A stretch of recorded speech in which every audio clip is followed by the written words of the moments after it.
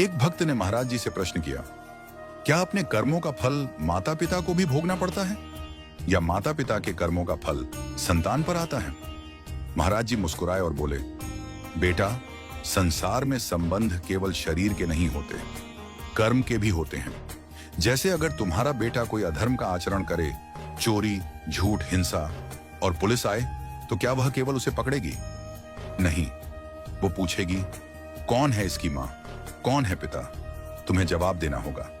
अगर वह दोषी है तो समाज का ताना, कानून की पूछताछ, सब तुम्हें भी झेलना होगा।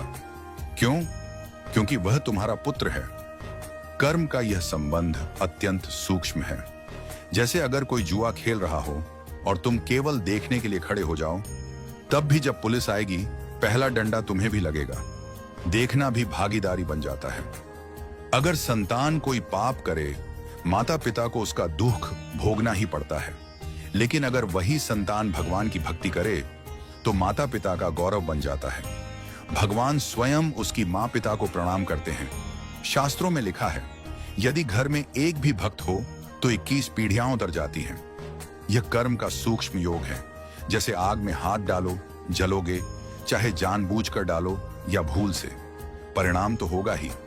इसीलिए हम भगवान से यह प्रार्थना करें, हे प्रभु, हमें ऐसा पुत्र दो जो भक्त हो, ऐसा पति दो जो ईमानदार हो, ऐसा परिवार दो जो तुम्हारे चरणों में रमण करे। क्योंकि यदि परिवार अधर्मी हो गया तो उसके पापों का ताप तुम्हें भी सहना पड़ेगा। और अगर कोई बहुत बड़ा अपराधी न मिले तो उसका घर, परिवार, रिश्तेदार तक पुलिस घेरती है। ऐसे ही भगवान के भक्तों से जो भी संबंध में आता है, उसे भी उसका पुण्य मिलता है। इसी से तो कहते हैं, नाम जपते रहो, मन लगे या ना लगे, राम कृष्ण हरि बार बार जपो, मजबूरी से ही सही। एक दिन ऐसा आएगा जब यह नाम तुम्हारा जीवन बन जाएगा। संत जन कहते हैं, यदि तुमने इस जन्म में भगवान के नाम की शरण ली तो न जाने कितने जन्मों के पाप मिट जाएंगे। पर समस्या यही है, आज मन ठहरता नहीं। आज संकल्प लेते हैं कि संयम से चलेंगे और कल भोग के सामने फिसल जाते हैं। लेकिन बेटा, यदि आज तुम दृढ़ निश्चय कर लो तो एक दिन ऐसा आएगा कि तुम नाम को छोड़ना चाहोगे और वो नाम तुम्हें छोड़ने नहीं देगा। भगवान तो कृपालु हैं ही, पर उनका नाम उनसे भी ज्यादा कृपालु है।